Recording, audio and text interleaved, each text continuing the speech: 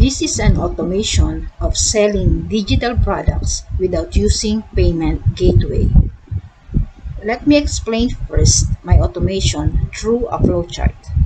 And as an example, we will use ebook as our digital product. Here is the start. Through ads, contact will go to the ebook landing page wherein there is a form in which contact will be asked for proof of payment. Upon clicking the submit button, contact will be acknowledged by a thank you page stating that payment is for verification. By this time, contact will receive a verification email. Also, an admin email notification is also sent to the one assigned for verification. This email will verify if contact's payment is legit. Is the payment legit? If no, contact would receive a rejected email with a call to action button asking the contact to send or resend a proof of payment. If contact click the button, the contact will then again go to the landing page wherein contact will send the proof of payment. If contact did not click the button, contact will be removed in the workflow, but can still be nurtured on another campaign.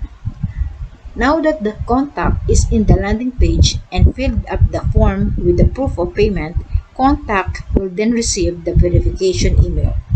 And again, there is an internal admin email for the one assigned to verify it. Let's say after checking if the payment goes through the proper channel, then that means the contact had now sent a legit payment. The admin will then accept the contact's payment and send an accepted email to the contact. The email includes the digital product paid by the contact. In our case, it's the ebook. The automation will tag the contact as qualified buyer, and contact will be automatically added to qualified audience list. And after this, contact will be removed in the workflow.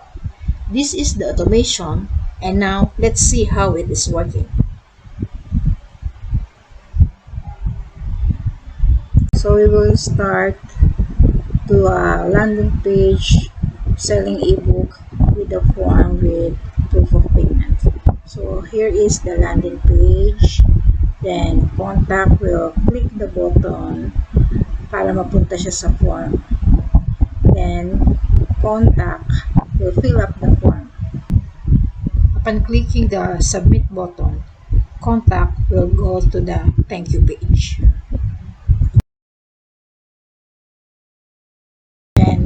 Contact will receive a verification email regarding the payment and also another email, admin email for internal notification.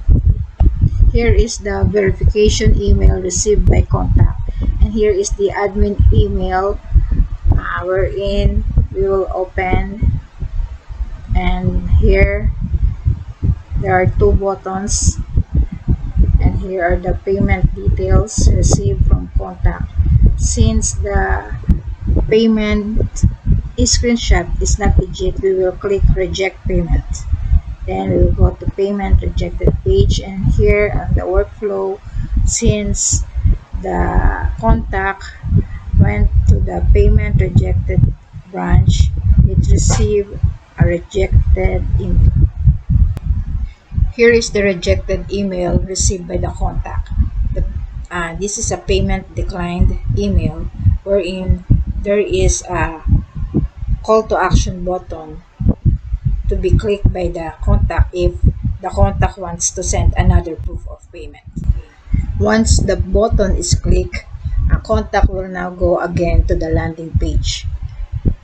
Here is the journey of the contact wherein is now again here on the landing page to send another proof of payment.